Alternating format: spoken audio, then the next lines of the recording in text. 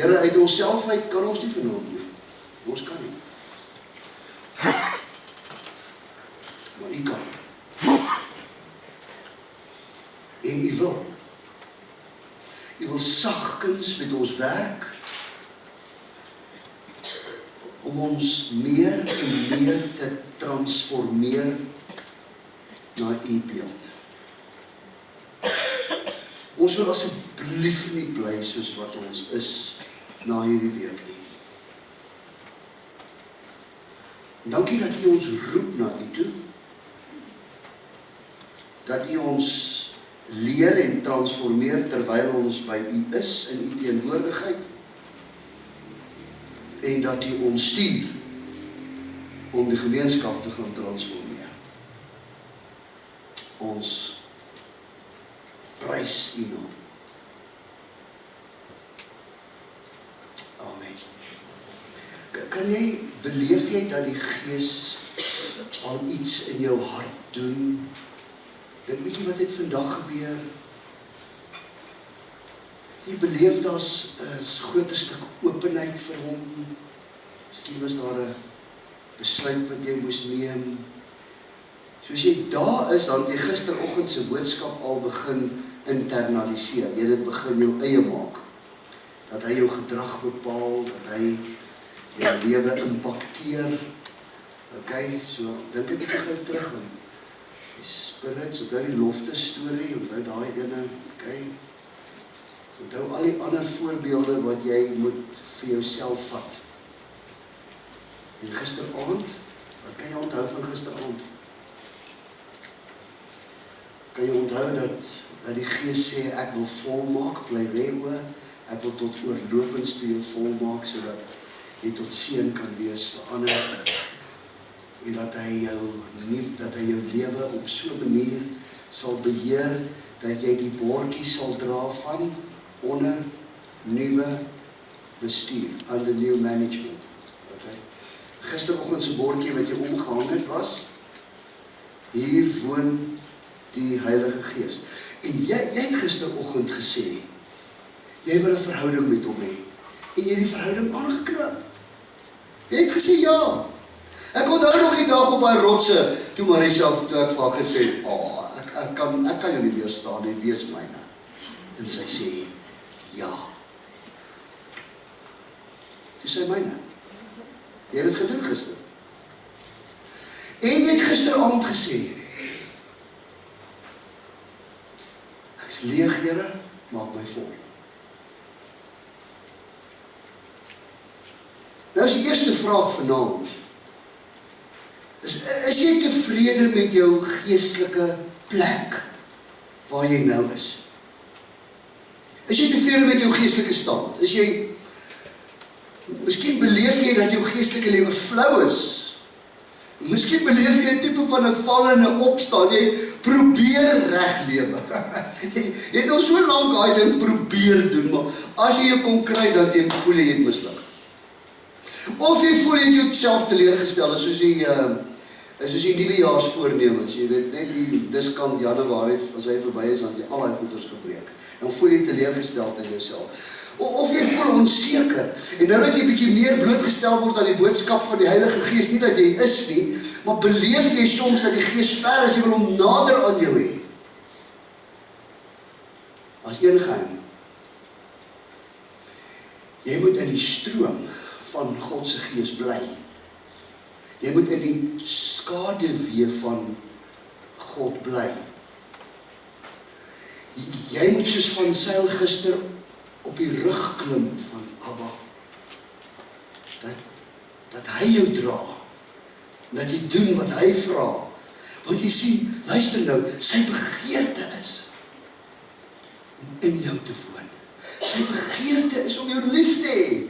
Sy begeerte is om jou te gebruik. Sy begeerte is om in jou te werk en deur jou te werk. Hy kies vir jou. Sonder dat jy hom gekies het, kies hy jou. En weet jy wat? Hy is opgewonde om jou lewe te infiltreer en te transformeer. Want sy aanvanklike plan is, hy wil hê jy moet meer en meer soos Jesus word. Dis die een vanaand wat gaan sê, ek wil nie meer soos Jesus word nie. Want Jesus is die ultimate. En ek lees vir jou saam met jou uit die boodskap uit vanaand. Maar luister hoe mooi wat sê hy. Ek lees vir jou uit die boodskap uit gisteroggend se teks, Galasiërs 5, 14 tot 18. Hy sê, die hele wet van God word in een enkele sin opgesom. Jy moet vir ander mense net soveel omgee soos vir jouself. As jy altyd aan die baklei is, en as jy mekaar soos 'n trop kwaai honde buite verskeer, bly daar later niks meer van julle oor nie. Julle moet julle lewe deur die Heilige Gees laat beheer. Laat hy aan die stuur staan van alles wat julle dink en doen en sê. Dan sal die sonde julle nooit onderkry nie. Onthou, sondige begeertes is 'n vyand van die Heilige Gees. Maar die omgekeerde is ook waar. Die Heilige Gees is 'n vyand van elke sondige begeerte. Daarom kan julle nie eendag aan julle sondige begeertes toegee, maandag tot saterdag, en die volgende dag aan die kant van die Gees probeer staan nie. Julle kan nie leef soos julle wil nie. As julle lewe deur die Heilige Gees beheer word, dan hoef julle nie meer al die reëls en voorskrifte van die wet te gehoorsaam nie. Vers 24. Elkeen wat in Christus Jesus glo, moet so leef. Want al ons sondige begeertes is saam met hom aan die kruis vasgespijker. Hier kom hy. Die Gees het ons splinternuut gemaak. Daarom moet ons toelaat dat hy elke dag ons lewe bestuur. Hy moet besluit wat ons dink en sê en doen. Kom ons hou dadelik op om so baie van onsself te dink. Ons mag nie onder mekaar stry of op mekaar jaloers wees nie. Daarom moet ons toelaat dat hy ons lewe elke dag bestuur en hy moet besluit wat ons dink en sê en doen. Nou, kom ons kyk net, ons praat vanaand oor hoe werk die Gees. Nou kom ons kyk net vanaand oor, net vir 'n begin, wat is sy eienskappe? So sy eerste eienskap, wat ons hoor in Handelinge 2, is wind. So die Godse Gees word versimboliseer in wind. Daar staan, en daar was 'n kragtige storm, 'n kragtige wind. Nou, wat doen wind? En julle het gesien wat doen wind nou in die Kaap, nee? So wind het krag. Ek het een videoetjie gesien, het lyk of, ek dink is 'n skool of iets se dak, wat het lyk soos 'n papier wat waai. Wind het krag. So God kan met krag in jou lewe werk. Wat beteken dit? Dit beteken hy kan jou krag gee. Nie soos 'n sterk krag nie, maar hier binnekant. Hy kan jou moed gee. Okay? Jy gaan nie bang wees vir die reuse, soos wat Josua en Caleb se vriende was nie. Okay? Hy gaan jou krag gee. Hy gaan jou versterk. Maar wind is ook sag. Briesie. Want dit staan in Johannes 20 vers 22. Ekskuus my sekretaris het nou nie teks daarby gesit nie, maar jy sal onthou of skryf of ons sal dit vir julle gee. Johannes 20 vers 22 staan daar, en Jesus toe hy hulle na die opstanding, toe hy hulle sien, die disippels staan daar, en hy het sag oor hulle geblaas. Hoor jy? En dan met daai blaas sê, hy infiltreer, hy is by ons. 'n Briesie maak koel.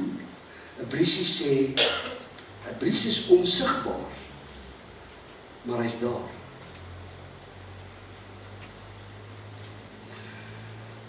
Ek wens ons kan iets beleef van 1860. In 1860, in 'n klein kerkie, vandag is dit 'n ou konsistorietjie, gelukkig is hy nog daar, was die kerksaal gewees van die NG Kerk, moederkerk. En die jeug het Vrydaгаande by mekaar gekom. En die spesifieke Vrydag-aand was daar 60, 70 jeug by mekaar. En terwyl hulle in die begin is, toe staan daar een meisie op, 13-jarige meisie. En sy sê een skrif uit haar kop uit. Ek het gehoop, ek weet dis wat 'n skrif, maar ek weet nie wat 'n skrif is dit nie. En sy sing een koortjie, sy sing een liedjie, soos ons vanaand gesing het. En die oomblik toe sy dit sing, toe is dit asof daar 'n stormwind is. Ek het in die Wes-Transvaal groot geword. Jy hoor daai weer, daai donder weer, daai wind wat kom, jy hoor hom. Hulle sê hulle hoor dit. En al 60 van daai kinders is op hulle knieë. Hulle bely hulle sonde openlik. Niemand kan hulle stil kry nie. En die ouderling wat in diens was, het hulle op die stadion stil en hulle het mekaar uitgejaag en sê, ons sien mekaar Vrydag aand, volgende Vrydag aand, maar ek gaan definitief hierdie met Dr. Andrew Murray, die dominee van die gemeente, bespreek. Hy doen dit toe. Hy sê, Dr. Murray, jy weet die kinders van vandag, heel lief, sien wat doen hulle. En Dr. Murray sê, ek sal volgende Vrydag aand self daar wees. Hy kom toe. Selle het daarmee die staan op. Sy sê die skrif op uit haar kop uit. Sy sing 'n lied. Hulle sit en luister en hulle hoor die storm, die wind se geluid.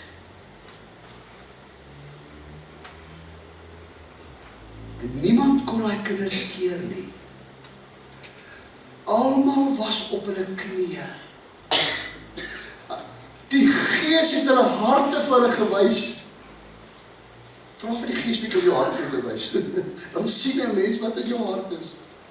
Hulle smeek God om hulle te vergewe. Dr. Murray kan hulle nie stil kry nie. En na 'n groot kaba het een van 'n dame wat in die vorige jaar in Amerika was, het vir hom kom sê, Dr. Murray, ek het laas jaar in Amerika het ek hierdie ding beleef. Hierdie kan die Gees se werk wees. En dit was die begin van die 1860 herlewing in Worcester. En dit is die eerste geleentheid in 150, wat 160 jaar nou. Ons het dit in 2010 het ons het gevier. Ek het nog 'n boekie daaroor geskryf oor hoe werk herlewing. En God het die krag van sy Gees. Die kerk waarin ons is, was dit die keer tuis, wat die diepste vlak van gebed was in daardie tyd. En die meeste sendelinge is uit die hele Hexrivier uitgestuur oor Afrika heen. Sien wat kan die krag van God se Gees doen? Hy kan dit in jou lewe doen, hy kan dit in jou gesin doen, hy kan dit in jou familie doen, hy kan dit in jou gemeente doen. Die ander simbool van God se Gees is vuur. Nou wat doen vuur? Vuur maak warm, vuur gee lig. En natuurlik vuur smelt. Vuur smelt goed, hy brand goed weg. Okay? So die Gees van God wil die onsuiverhede uit jou lewe uitbrand. Wil dit wegvat. Maar hy wil ook vir jou lig gee. Hy wil nie met in die duisternis lewe nie. Hy wil vir jou lig gee. Hy wil vir jou warmte gee. Hy wil vir jou 'n gevoel gee dat hy by jou is. Hoor jy daai eienskap van hom? Want in Handelinge 2 staan daar, dit was soos tonge van vuur. Daar loop ons te vraag gekry, wat beteken Pinkster? Mense wat nie noodwendig hierdie agtergrond het waarin ons uitkom nie.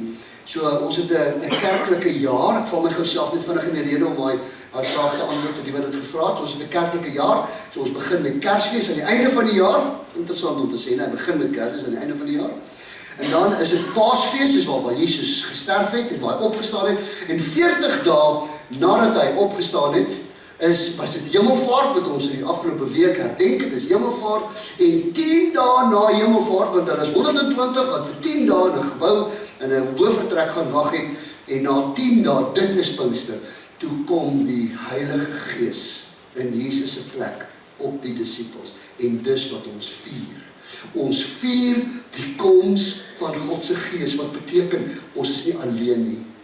Jy's 24/7, is hy by jou. Wind, vuur, water. Dis 'n simbool van God se Gees. Dis water. Hy sê, hy het toch al naby Pinksterdag, het hy dit gesê in Johannes 7 vers 7, hy sê, as die Gees van God in jou lewend word, hy sê, dan is hy soos 'n fontein wat oopborrel en wat spuit en jy kry amper nie einde nie. So water gee nuwe lewe, né?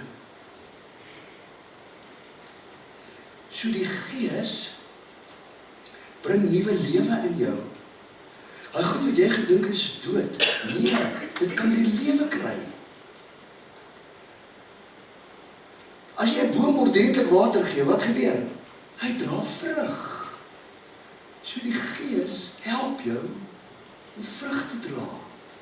Hoe werk hy in jou? En hy werk sag. Maar natuurlik werk hy ook diep. Wat is sy volgende eienskap? Olie. In Levitikus 8 vers 12 sien ons dat hulle gesalf is met olie. En hoekom, vir al die dames, hoekom smeer julle elke dag sulke goed aan julle, wat olie bevat? Dit voed julle velle, dat jou sag voel. Hoor jy wat doen die Gees? Hy voed jou met geestelike krag. Hy voed jou met geestelike voedsel. En daai voed in die Hebreëus beteken ook, hy sonder jou af, hy doen dit van dit, soos wat ons met ons eerste kinders doen, jy weet, dat hulle nie swembad val nie. Jy weet, hy doen dit. Dis wat die Gees doen, hy sonder jou af. Hy is aan jou kant, man. Hy wil saam met jou stap. Maar die Gees het ook 'n simbool van 'n duif. Onthou julle by Jesus se doop? En dit staan in Johannes 1 vers 3, waar Jesus gedoop is, het die duif as sy teken op hom neergedaal. Nou wat doen 'n duif? Duif is 'n simbool ook van heiligheid, reinheid, maar is ook 'n simbool van vrede. En 'n duif is ook sensitief. Met 'n baie sensitiewe spirit. Dis hoe die Gees met jou werk. Werk sag, werk sensitief. Hy verstaan jou. Hy het 'n vrede wat hy na jou toe wil uitstraal. Okay, dis die eienskappe van God se Gees. Wat is sy werking? Wat is sy werking? Een van die eerste maniere waardeur God werk, en ons het dit gisterand vinnig aangeraak, is God se werk, hy werk deur ons in gebed. Onthou, hy is ons hemelse intercessor. Hy help ons. Gisterand en vanaand toe ek agter staan, het ek vir alles en almal gebid. Nou sê ek, okay, Gees, ek weet nie wat om nou verder te bid nie. En die lied net weer. En ek sien net dit raak. Ek sien dit raak, asof hy dit vir my gewys het. Ek sien dit raak. En ek begin vir arme mense bid in die gemeente en in die gemeenskap. En interessant, ek sien die kerse raak. En ek begin bid vir die lig van die evangelie wat van hier af verder moet gaan. Sien, hoor jy wat doen die Gees in gebed? Hy help jou, hy ondersteun jou, hy versterk jou en hy tree vir jou in. 1, hy werk in gebed. 2, hy werk deur die Bybel, hy werk deur die skrif. Dis amper die primêre bron waardeur God werk. Amper. Is die skrif. So jy moet jou oë net oopmaak wanneer jy die skrif lees.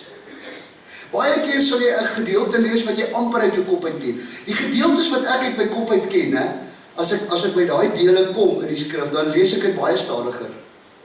Want as jy 'n deel ken, dan lees jy vinnig oor hom. Maar as jy hom stadig lees, jy het net gehoor, ek lees hom amper staccato. Weet jy wat doen die Gees dan? Hy verlig sekere dele vir jou. Sekere goed spring uit. Veral nou toe ek 'n skuif en roeping gemaak het. Moes ek so delikaat na die skrif kyk. Here, wat ek wil nie 'n verkeerde besluit neem nie. Ek wil nie teen U wil gaan nie. Ek wil hoor wat U sê. So daarom het ek die skrif delikaat gelees en versigtig gelees, dat hy dit vir my verhelder, dat ek sal weet. Anders kon ek mos nou 'n stukkie gaan soek het, Genesis 12, en Abraham, my tweede naam is Abraham, en Abraham het sy tentpenne verskuif, en na die groot bome van Mamre.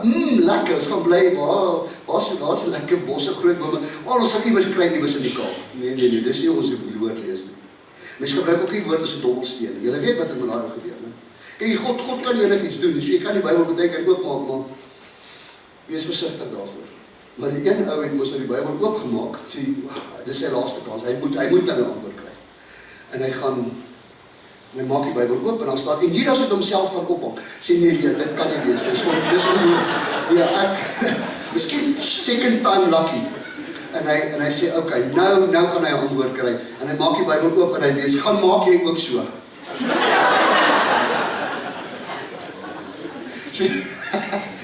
So moet jy die Bybel as 'n dobbelsteen gebruik. Jy gaan soek nie vir God nie. Jy lees waar jy is. En dan gaan God gee.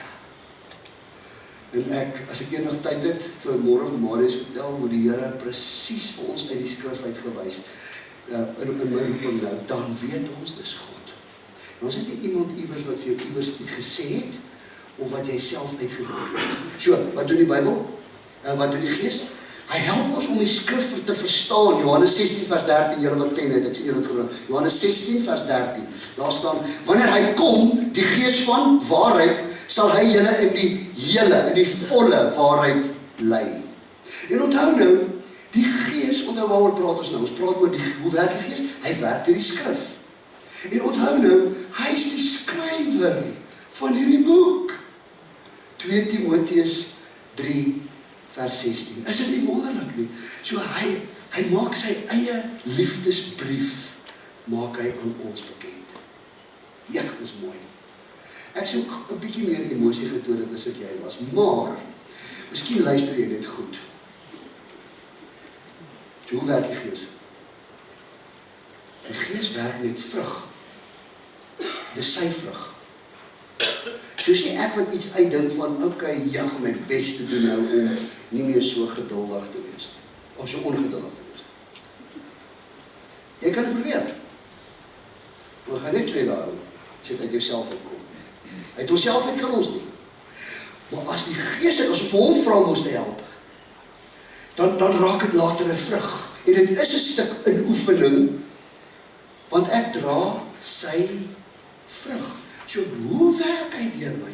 Hy gee vir my liefde. Hy gee vir my aanvaarding vir daai ou wat ek eintlik nie van hou nie.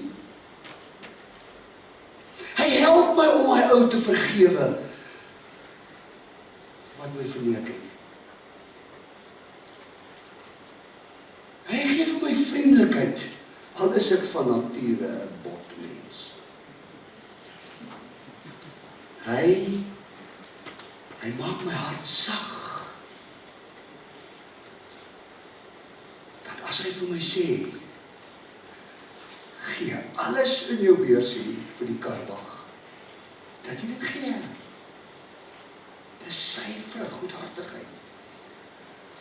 Dis sy vrug om getrou te wees. Dat jou ja en jou nee is, dat mense op jou kan reken. Dis sy vrug om nederig te wees, al hemel almal jou op. Dis sy vrug om jouself te beheer. Dis hoe die Gees werk. Hy werk deur sy vrug, hy gee dit vir ons. Hoe werk hy nog? Hy gee dit vir ons deur getuienis, Handelinge 1 vers 8, hy sê, en wanneer die Heilige Gees oor julle kom, sal julle my getuies wees in Jerusalem, daar, sowel as in die hele Judea en Samaria en tot aan die uiterste van die aarde. So die Gees help ons om te getuig. Die Gees help ons om die lig te dra. En elkeen van julle is 'n lig in hierdie donker wêreld. En elkeen van julle moet minstens 1, maar verkieslik 2. En as jy nog kan, nog 1 op jou rug ook. Moet soveel mense stap deur hierdie wêreld. En as hierdie ene die lig gekry het, dan sit jy hom neer, of vat jy die volgende en as hierdie ene die lig gekry het, dan sit jy hom neer en dan so, almal hoef nie op 'n verhoog te staan en te getuig en te praat nie.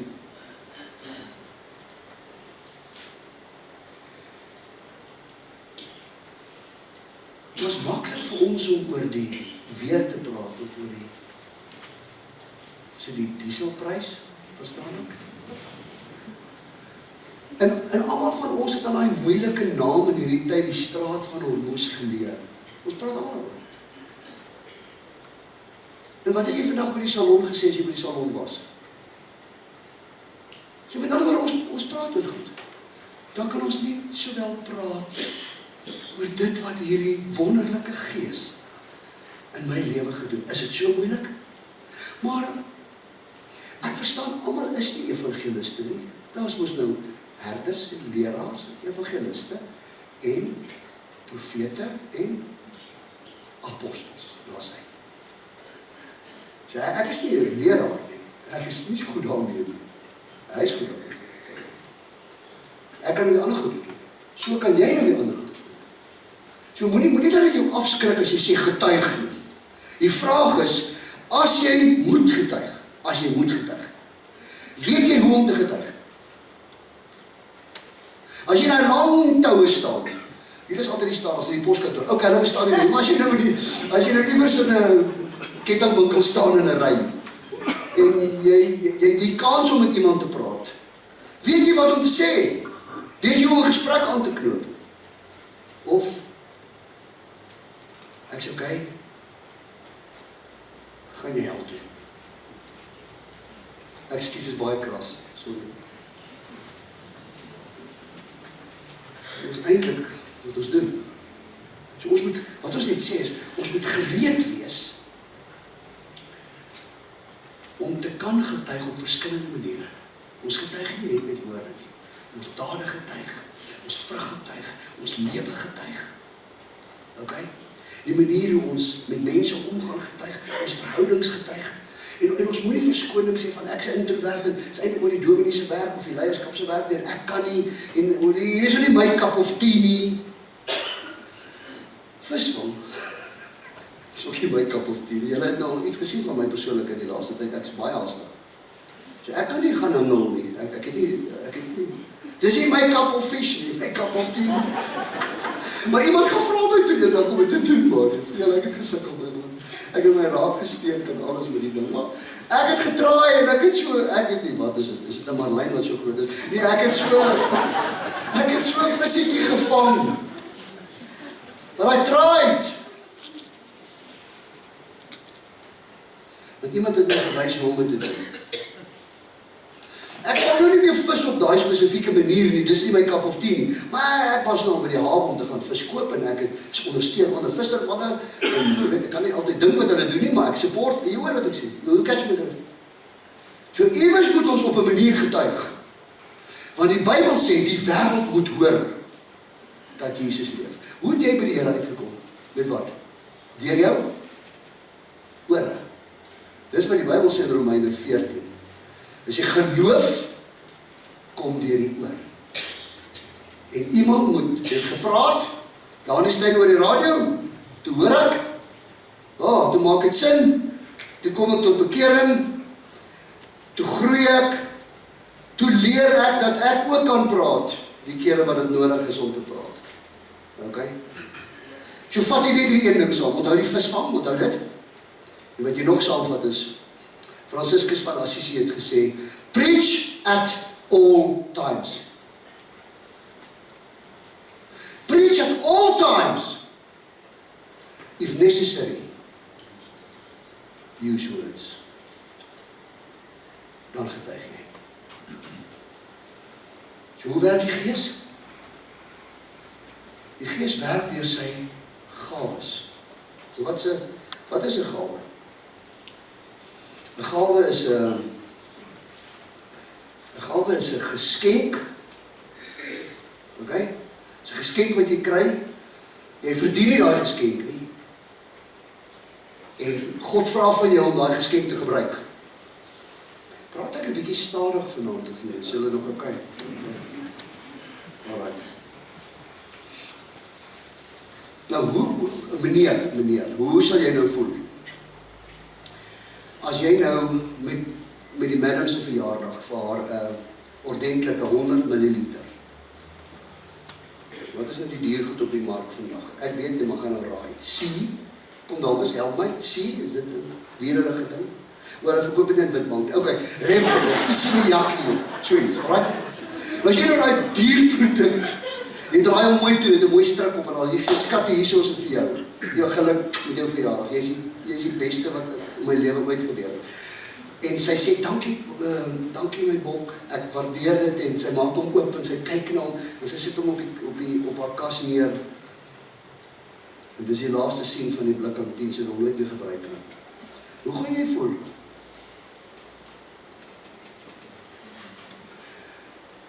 Jy val hom. Kom, sit na jou eie voorbeeld in. Hoe moet die gees van God voel? As hy vir jou hierdie unbelievable gawe gegee het. Jy gebruik dit nie.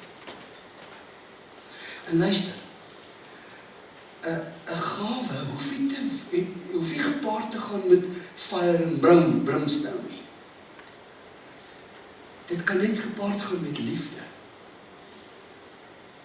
My hosts hierdie week, daai vrou het 'n gawe van gasvryheid. En toe ek net keer dat sy nie moeite doen nie, toe sê sy, ag, help my dat ek my gawe kan uitleef. En ek is lanklaas so ontvang in huis. Niemand weet dit nie. God weet dit. Sy staan nie van verhoë af en praat nie, maar sy doen wat God wil in haar huis. So, dit is 'n gawe. Nou kry jy mense, ek kan nie te veel oor gawes praat nie, die leraar sal waarskynlik is mos nou 'n jaar waarin jy die gees ontdek kan, miskien 'n hele reeks, is eintlik 'n hele reeks oor gawes, om elke gawe te vat. Ek weet raak daar aan om jou op 'n manier lus te maak. So jy kry bo-natuurlike gawe, soos gawes wat, jy kan dit nie beheer nie, en dan kry jy 'n natuurlike gawe. Dit is amper soos 'n talent, maar dit is iets sterker as 'n talent. Dan kry jy ook latente gawes, dis 'n gawe wat weggesteek is, jy weet nog nie jy het hom nie, maar op 'n stadium dan ondersoek jy en dan kom jy agterop saam maar ek het hom. Daarom, hoe gaan jy dit weet? Jy moet blootstelling kry, asseblief kom donderdag aand, dat jy blootstelling kry en jou gawe op 'n ander manier kan ontdek, want jy weet, ou raak so vinnig in 'n patroon in. Nee, want ek kan nie daai doen nie, ek kan hierdie doen. En gewoonlik doen 'n mens net wat vir jou lekker is. Dit doen met jou gawe, maar jy doen, 'n gawe is nie iets wat oor jouself gaan nie, 'n gawe van die Here, van die Gees is iets wat oor ander gaan. Jy het 'n gawe gekry sodat die gemeente geseën kan word, dat die gemeente opgebou kan word. Kom ons vat net 'n paar moeilike gawes. Gawe van kennis, 'n woord van kennis. Wat is dit? Hoe werk dit? In Johannes 4, wat gebeur daar? Die vrou by die put, onthou julle? Vrou by die put. Okay, sy het 12 uur in die dag gekom, en dit was warm, die ander girls het nie gekom nie, want sy het 'n slegte lewe gehad. En toe Jesus vir haar met haar begin praat, en sê vir haar, jy moet van die water drink wat ek jou sal gee. Wat sê hy vir haar? Hy sê vir haar, jy het 5 mans al gehad, en die een wat jy nou het, bly jy nie by nie. Dis 'n gawe van kennis.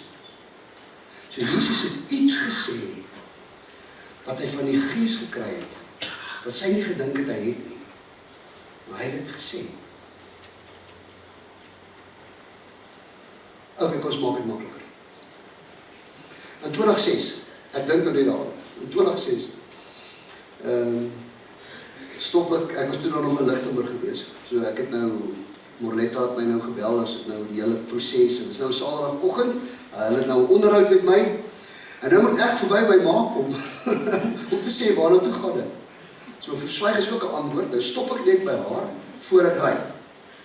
Maar nou het ek lyk nie soos wat ek al die ander Saterdag lyk, en ek het daarom nou, jy weet, meer betaal. Maar ek sê toe nou van mamma, ek gaan net Pretoria toe, maar ek kom vanmiddag weer terug. So moenie worry nie, ek is môre hier kom om op plaas van kerk, ek preek môre.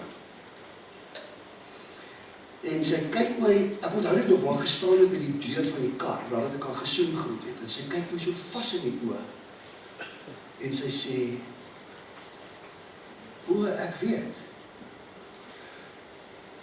weet Moreletta gaan jou hier kom haal, maar ek word ijskoud. Ek sê, nee mama, maar nou nie sulke gedagtes kry nie, sien mama vanmiddag en maak dit die deur toe ek ry. Toe ek al uitry, toe besef ek, was 'n woord van kennis. Sy het standaard 6 gehad. So sy kon nie in daai helm met haar eie verstand opereer nie. Maar dis die Gees wat dit gedoen het. Woord van kennis. OK, woord van wysheid, dit sê die Bybel. Onthou nou, ons kry die gawes in 1 Korintiërs 11 en 12, veral in 12 en dan uit die aard van die saak ook in Romeine 5. So, woord van wysheid. In Johannes 8, vers 1 tot 12, is dit die vrou wat aan bloedvloeiing ly. En nou sê hulle vir Jesus, Here, jy kan nie eers aan haar raak nie. Dis ons tradisie. Jy raak nie die vrou nie. En hy sê vir haar, wees genees vir haar. En terloops, julle, as een van julle sonder sonde is, gooi die eerste klip op haar. Woord van wysheid. Want niemand is sonder sonde nie. Dit is wys gewees om dit te sê. Niemand kon 'n klip op haar gooi nie. Gees van onderskeiding, anders is raak ek carried away met die gawes. Gees van onderskeiding. Dit is Matteus 16:23. Is 'n bietjie 'n moeiliker teks vir julle wat skryf. Matteus 16:23. Dis waar Jesus vir Petrus sê, Petrus, wyk agter my Satan, want jy wil die wil van mense doen en nie die wil van God nie. Hy inteendeel die teks sê, jy sien die wil van mense en jy sien nie die wil van God nie. So onderskeiding is ek dink nogal is 'n spesiale gawe wat iemand het om tussen goed en kwaad te onderskei, tussen reg en verkeerd. So ek hoop soos wat ek praat, toets jy of jy moontlik daardie gawe kan hê. Gawe van onderskeiding. Dis 'n baie belangrike gawe in die kerk. Daar moet mense wees in die gemeente wat daai gawe het. Daar moet mense op die kerkraad wees, op die gemeenteraad wat daai gawe het. Want dan onderskei ons tussen wat God sê en wat hy nie sê nie. OK? Gawe van onderskeiding. OK. Net voor jy aan die slaap raak. Die gawe van profesie. 1 Korintiërs 14 vers 3. Iemand wat profeteer, rig hom tot mense en praat woorde wat geestelik opbou en bemoedig en troos. So wat is profesie? Profesie is nie een of ander voorspelling nie wat gaan kom. Galas beteken in Arabies. Die van julle wat al uitgereik het Noord-Afrika toe nie, finito, klaar. Jy raak nie daar nie, jy gaan nie daar nie. Dis nie die God se woord is die kanon, so ons kan niks byvoeg nie, ons kan niks wegvat nie. So 'n profetiese woord is 'n woord op grond van die skrif wat ander bemoedig en vertroos en opbou. Is jy gisteraan bemoedig? Is jy gisteraan vertroos? So die Here het my net gehelp om vir gisteraan te woord te gee, want ek het gesien sy het een nodig. Net om haar te bemoedig, ek kan onthou wat ek gesê het nie. Want jy sien, 'n profetiese woord is 'n woord wat jy bring deur die Gees op grond van God se woord. Dis nie jou eie woord nie, okay? En daarom sê die Bybel, die Bybel sê Paulus, julle moet baie meer om enige ander gawe wat julle moet doen. Julle moet hierdie gawe doen, julle moet profeteer. Hoekom? Julle moet die evangelie voete gee.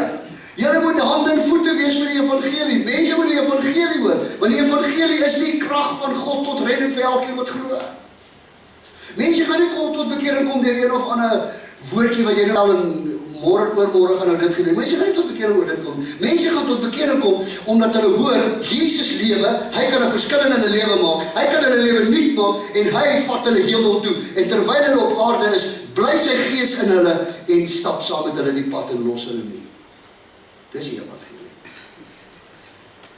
Profesie. Dan net vinnig 'n laaste enetjie voordat ons begin onthou, waaroor is ons besig? Ons is besig om te praat oor hoe werk die Gees? En ek het nie die gawe so klein bietjie uitgepak, sodat jy agterkom dat God se Gees werk deur jou. Hy werk deur jou gawe, om iewers by 'n bediening betrokke te wees, sodat hierdie gemeente kan groei en kan blom en opgebou kan word en 'n klomp, julle is eintlik sprinkelsproeiers. Soos wat jy loop in die dorp, as jy 'n sprinkelsproeier, jy benat en deurnat heeltyd die plek waar jy baie omgaan. Dis eintlik profesie. 'n ander bonatuurlike gawe is, sê die Bybel in 1 Korintiërs 14 vers 2. Iemand wat ongewone tale of klanke gebruik, praat nie met mense nie, maar praat met God. Niemand verstaan hom nie, want deur die Gees sê hy onbegryplike dinge. Lees nou die eerste versie voor dit, dit staan in 1 Korintiërs 14 vers 2. In 1 sê Paulus, vers 1, sê hy, by alles moet julle meer as ooit profeteer. So Paulus sê, moenie een ding nou verhoog oor die ander nie. So moenie hierdie bonatuurlike gawe van tale verhoog nie. En terloops kan ek sommer daai kat nou doodslaan.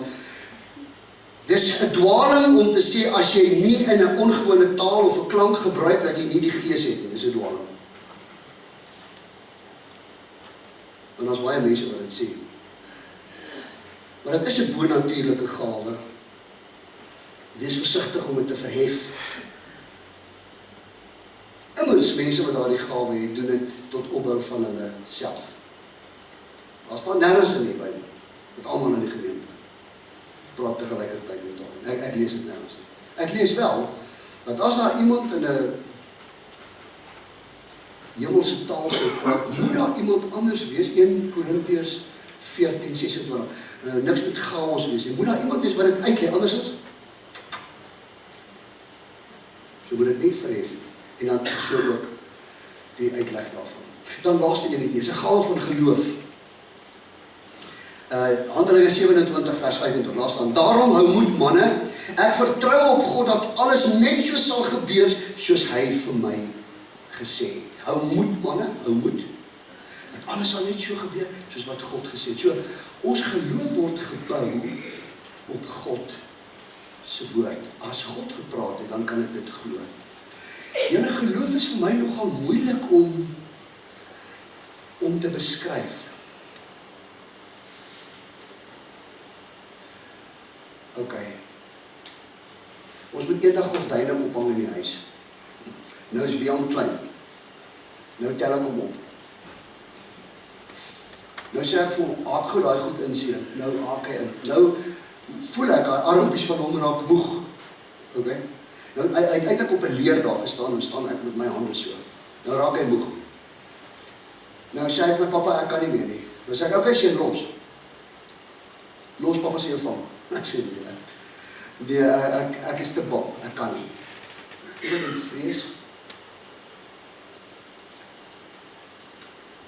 God sê vanaand, ek val my in die rede, God sê vanaand, as jy hier is, en jy vrees, moenie bang wees nie, my kind, moenie bang wees nie. Ek is by jou, ek hou jou vas, ek versterk jou, ek red jou met my eie reddende regterhand. Jesaja 41:10. My kind, moenie angstig rondkyk nie. Ek is by jou. Dit is 'n woord wat vir iemand was. Nou sê ek vir hom, ok, los. Nou raak hy al hoe hoor. Later toe sê ek vir hom, seun, maar nou kan hy my nie sien nie. Ons kan nie vir God sien nie. Nou sê ek, seun, hoor, luister, dit is papa wat praat. Ken jy my hoor, ja, papa? Ok, seun, het papa jou ooit laat val? Nee, papa. Ek sê, ok, seun, los. Nee, papa, ek kan nie. Ek is te bang. Ok, nou het dit so aangegaan. En op 'n stadium toe sê ek vir hom, seun, los nou. Toe los hy, toe vang ek hom. En toe sê hy, plaas het ek die eerste keer gedoen, papa. So ek probeer iets demonstreer van, geloof is iets wat jy sien nie, maar is iets waaraan jy vashou.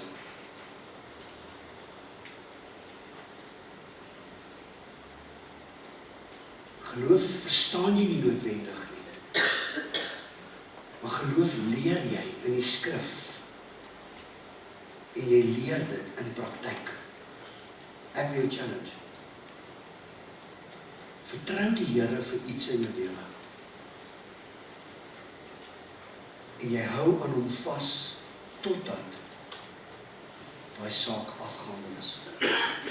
Dit gaan jou geloof onmenslik versterk. Hoe werk die Gees? As jy in God se stroom is, as jy doen wat jy gister gedoen het, en dit aanvaar, dan gaan hy jou hart verander. Hoor wat sê hy? Strome van lewende water sal uit jou binneste vloei. Johannes 7:38. Hy gaan jou hart verander. En dan, wat die hart van vol is, loop die mond van oor. So het gaan alles oor my verhouding met God. En daai man wat nou so gewaai het, beteken, ek moet nog op, okay, 10 minute. Okay, nou het ek jou aandag. So hy gaan jou hart verander. As die Gees in jou werk, dan gaan hy jou gedrag verander. Moenie dink hy gaan alles wegvat wat lekker is nie. Moenie dink hy gaan al jou begeertes nou net kelder en 'n streep daar in trek nie. Nee. Hy gaan jou help. Okay? Hy gaan jou gedrag laat verander. As die Gees in jou werk, gaan hy jou gedagtes verander. Jy gaan begin bedink die dinge wat daar bo is. Ek het nie gedink daar kan verkeer wees in Witbank nie, maar daar's wraggies verkeer. So nou is ek so ek weet nie die dominee met my raas nie. Ek werk elke vir Mahala, maar dan gaan hy my nooit weer doen. Nou kry ek 'n bietjie verkeer hier, so en hierso is 'n klomp hobbels hierso. Nou ry daar 'n kar voor my. Ek dink dit was 'n Uber, ek dink so. Maar nou gaan hy oor daai hobbeltjies, so stadig soos om Piet van Niekerk se donkiekar daai. Nou is ek haastig. Ek het later my ligte op braads, want ek probeer nou vir hierdie ou sê, ek is haastig chaps, die son trek later, Kersfees kom, dis nou wat hier aangaan. En met die tweede hobbeltjie, toe ek het weer doen, toe is ek hier teen aan hom amper. En toe besef ek maar, hy is reg en ek is verkeerd. En ek sê toe, Gees, help my net om te bedink die dinge wat daarbo is. So hoe sou jy nou maak? Wat is die dinge daarbo? Wat is die waarheid? Die waarheid is, ry op jou plek, bly kalm, wees rustig, nie jou van die pad afdruk nie, dis nie sy skuld nie, hy doen sy bes om nie sy kar te bestadig nie, dis jy wat hastig is. Here, ekskuus, ek is jammer. So ek bedink die dinge wat daarbo is. En dankie dat die kerk gaan nie omval omdat ek in 2 minute laat is nie. En Marius ook, hy gaan ook nie met my raas nie. So Here, weet wat gebeur? Die duif van vrede kom, die rustigheid kom, en ek sê daai lied aan van Holy Benediction wat op my dogter se troue gespeel het, en ek prys die Here. So ek probeer net help oor hoe verander hy jou gedagtes. Maar hy moet jou gedagtes verander as jy môre in Pick n Pay ook instap. En as iets wat jou aandag aftrek. Of as jy voor die internet sit.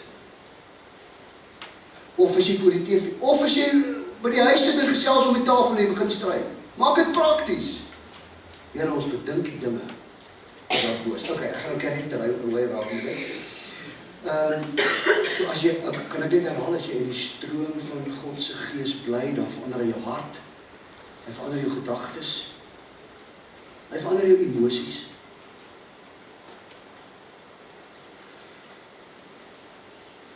Ek sal vergewe, maar vergeet flippe nooit nie.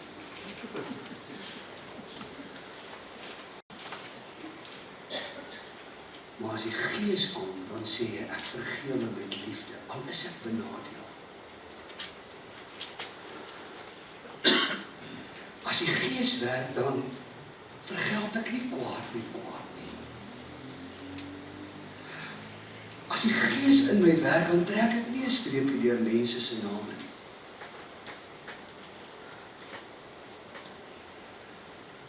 Gees werk, dan is ek nie jaloers op A, B en C nie. Hoor jy? Dan kom die vrug van die Gees, hy wek dit in my lewe. So as die Gees in my werk, dan verander my oë, en dan verander my ore.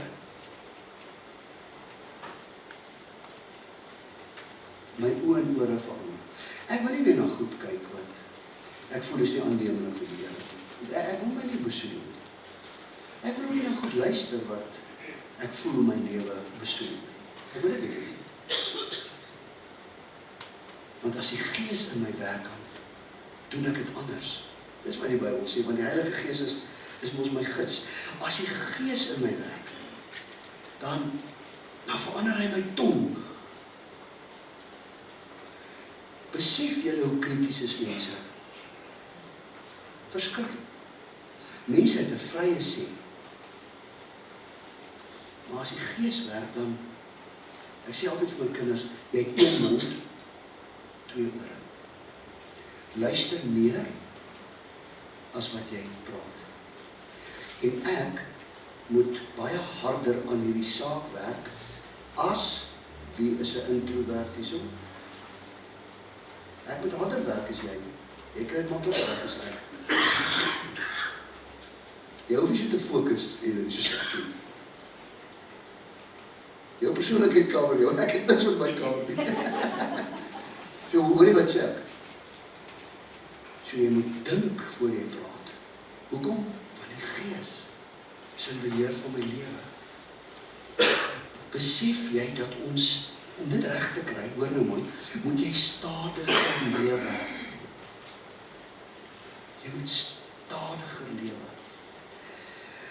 My kind sê na die dag vir my pa, want hy ken my nou vir 35 jaar in die bediening. Hy ken my toe ek 'n leier van 'n mega gemeente was. Hy weet dat sy pa nie geslaap het nie en dat sy pa was altyd in 'n hurry. Ek het nooit vir niemand tyd gehad nie. Hy sê pa, hy is nou op 'n sabbatical, hy en sy vrou en hy sê pa, ek het 'n boek. Ek sê my tog voorstel in die boek. Dit is 'n boek wat gaan oor hurry, iets van unconditional hurry. Dis hoe om hurry uit jou lewe uit te kry. En dit gaan oor 'n leraar wat 'n hoof was van 'n mega gemeente en hoe hy rondgehardloop het tussen vergaderings en hoe hastig hy was en hoe hy tot die oortuiging gekom het om hurry uit sy lewe uit te kry. En die oomblik, want hy sê hy het so min vrug gehad. Hy het die hele dag gaan fight by die huis met sy kinders en dan moet dit en dan skop hy die hond. Hy was heeltemal voor die gemeente natuurlik.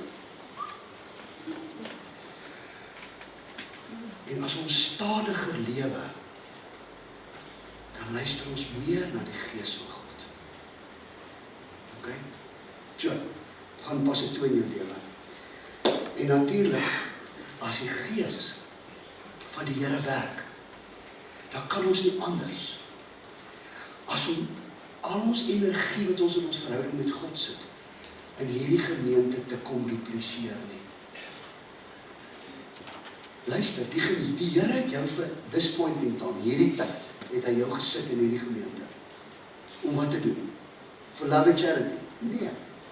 Hy het jou hier gesit, om die gemeente te help opbou. En ons moet dit met vreugde doen, onder wat? Onder leiding van die Gees. Want die Gees het vuur in hom, hy sal vir ons die pad wys met lig. Die Gees het wind in hom, hy sal ons vorentoe bladsbeer. Die Gees het 'n sagtheid in hom, wat mekaar so sal hanteer, dat die wêreld sal sien, ons is disippels van Jesus, want ons het mekaar lief. Die Gees sal ons help, om nie mekaar se koppe te was nie, maar mekaar se voete. Die Gees sal ons help, dat ons nie gesmeek word om iets te doen nie, maar dat ons soos Sondagoggend, dat daar te min bakke is. Ek het daarvan gehou. Ons moet mekaar uitdruk, uit plekke uit, waar die Here ons nodig het in hierdie gemeente. Daarom, donderdag aand is crucial, om te kom ontdek, waar jy jou lewe kan ingooi. Want Martin Luther, niemand anders as hy het gesê, Hy het gesê, as die Gees van jou besit neem, dan gee jy jou hele lewe vir die gemeenskap van gelowiges. Natuurlik vir God. Maar daarmee saam, jy moet die Here jou God lief hê, met jou hart, siel en hart, en jou naaste, soos jouself. Daarom bou hierdie gemeente, nie ter wille van onsself nie, maar ter wille van die koninkryk. Want die Gees wil, hy wil in jou werk, hy wil deur jou werk. Jy behoort aan die Gees. Okay, Willem, nou, so what? Wat nou? Wat nou vorentoe? 1, skryf, besluit om in die stroom van die Gees te bly. Besluit om in die skaduwee van die Gees te bly. Hoe doen die mens dit? Oor môre aand. Okay? Hoe loop jy saam met die Gees? Maar besluit om in die stroom te bly. 2, bly kies teen jou ou natuur. Bly kies teen jou vorige lewe. Bly kies teen jou ou vlees. Bly kies teen jou eie gedagtes. Bly kies teen jou eie pogings. Okay? Kies teen jouself. 3. Laat God se Gees toe om jou gedrag te bepaal. Jy gaan elke diens gee dit oor. Laat hom toe. Jy moet hom toelaat. Ekskuus, ek kan hom nie namens jou toelaat nie. Jy het nie agter daai ou gery van hom nie. So jy is skotvry. Dis ek. Okay? So ek kan nie namens jou, kan ek nie goed hanteer in jou huwelik, of in jou verhouding, of by jou werk. Jy moet die Gees toelaat. Want God wil jou gebruik. En dan is jou gebed vanaand. Jou gebed vanaand is, Here, gebruik my. Ek het 'n vraagie vir jou saamgebring. So ek wil hê met in stilte volgende skryf. Ek wil hê met in stilte moet jy net gaan bietjie aan. Ek wil net daai een onthou nog buite Christus nog enetjie aan. Okay, die Heilige Gees moet in beheer wees, nog 'n laaste enetjie. Want ek het daai maar net vir jou gebring, dat jy net so saamvat en die weer gaan môre aan weer vir jou wys, okay? Hy moet nie buite staan nie, hy moet binne wees, hy moet nie net binne wees nie, hy moet op die troon wees van jou lewe. So die uitdaging is, wat is daar spesifiek wat jy begeer dat die Heilige Gees in en deur jou moet doen? So as die musiek nou begin speel, dan gee ek jou 'n tyd van stil gebed, waarin jy hierdie vraag antwoord, by op jou eie. En waar jy dan aan die einde bid, Here, gebruik my. Here, gebruik my. Wat is dan spesifiek wat jy begeer, dat die Gees in en deur jou moet doen? As jy dit vir hom vra, gaan hy dit doen. Hy gaan. Vra hom.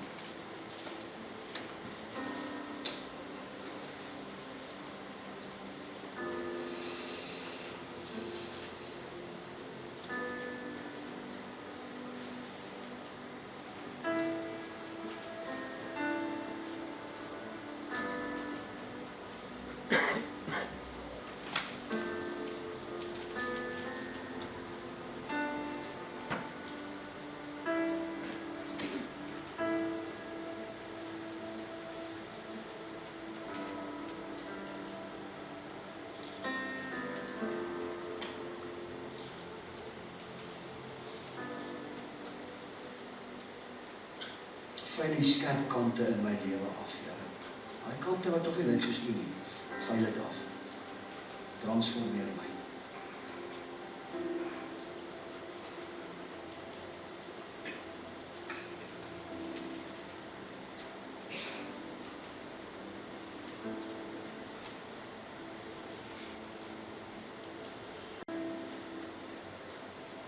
Ek wil baie spesifiek vir U vra dat ek nie krities sal wees nie. Maar dit uit my lewe uit.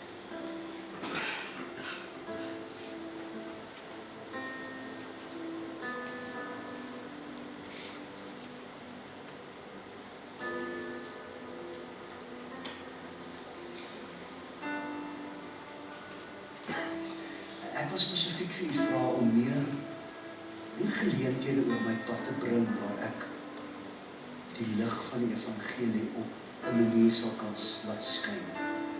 Asseblief, Here, bring môre mense op my pad.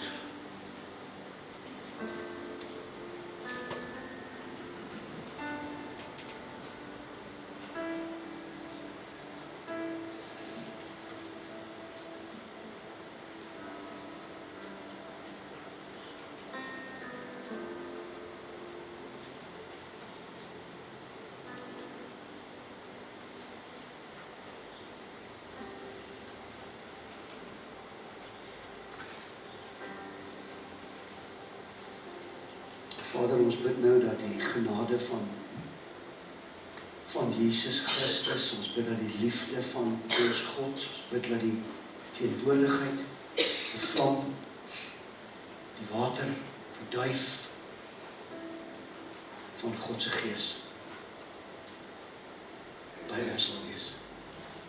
Dis mense wat hartseer is vanaand, Gees, kom droog hulle trane af. Dis mense wat angstig is, kom gee hulle vrede. Dis mense wat op die punt staan om 'n besluit te neem, kom help hulle, kom bemoedig hulle, om weer te druk in die besluit te neem. Dis mense wat vrees vanaand, kom raak hulle gemoed aan, geef hulle sagtheid. Dis mense wie se denke vanaand nie op die plek is waar u dit wil hê nie. Kom help hulle om te bedink wat daar bo is.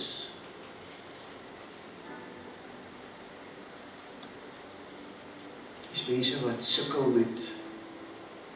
met gedragspatrone. Kom help ons dat ons gedrag gelyk sal wees aan die Heilige Gees. Dankie dat u wil ons help. U wil ons na u toe trek, u wil ons verander, u wil ons beskerm. U wil ons vashou vir u. U wil ons berg vir u. Dankie Jesus dat u plek maak vir ons. Ons kom. Ons weet nie wanneer nie, maar ons kom, Here. U weet wanneer. Dis mense wat depressief voel vanaand. Die Heilige Gees kom raak die stowwe in hulle brein aan en in een oomblik kan u. Kom geef hulle verligting. Dis mense wat vanaand verlang na hulle kinders ver is. Of na 'n man, of 'n vrou, of iemand naby hulle wat hulle verloor het. Hulle is hartseer, hulle verlang. Heilige Gees, kom vul u daardie plek.